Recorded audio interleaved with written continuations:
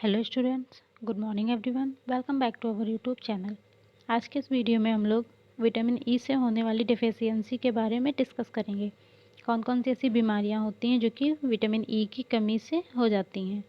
तो हम लोग विटामिन ई को टोकोफेरॉल के नाम से भी जानते हैं। चलिए देखते हैं इसकी वजह से कौन कौन सी बीमारी हो जाती हैं।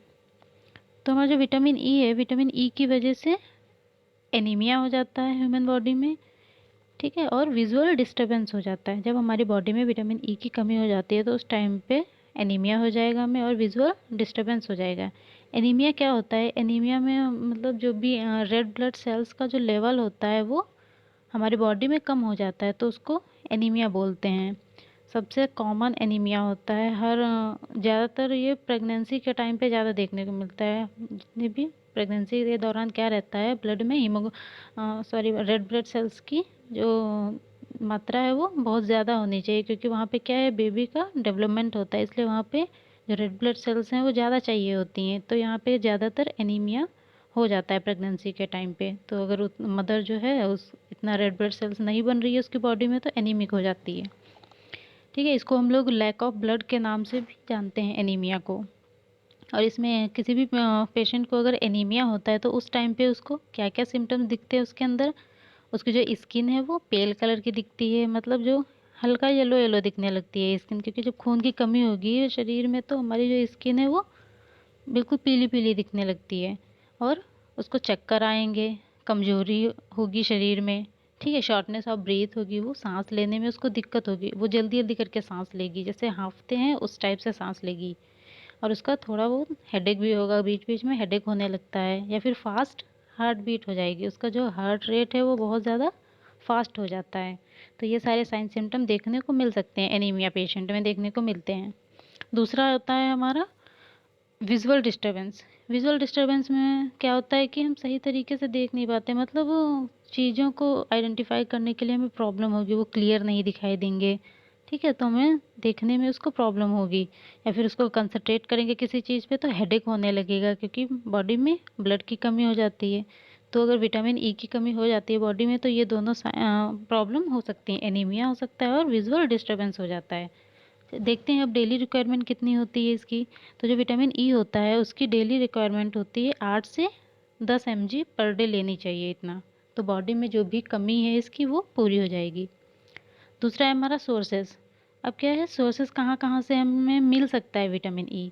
तो ग्रीन वेजिटेबल से मिल सकता है, जितनी भी हरी सब्जियां हैं, हरी पत्तेदार सब्जियां जितनी भी होती हैं उन सब में विटामिन ई बहुत होता है। नट्स, जो भी ड्राई फ्रूट वगैरह होते हैं उसमें विटामिन ई बहुत होता है। मिल्क में होता है, एग यॉल्क में विटामिन ई होता है। एग यॉल्क जो एग का जो येलो वाला पार्ट होता है, और जो बटर होता है, इन सारी चीज़ों में क्या रहता है, विटामिन ई बहुत ज़्यादा मात्रा में पाया जाता है। तो इनसे क्या रहता है, जो भी विटामिन ई की कमी होती है बॉडी में वो पूरी हो जाती है। दूसरा है हमारा विटामिन के डेफिशिएंसी। इसमें हम लोग देखेंगे कि विटामिन के की कमी अगर हो जाएगी बॉडी में तो कौन कौन सी प्रॉब्लम हो सकती हैं।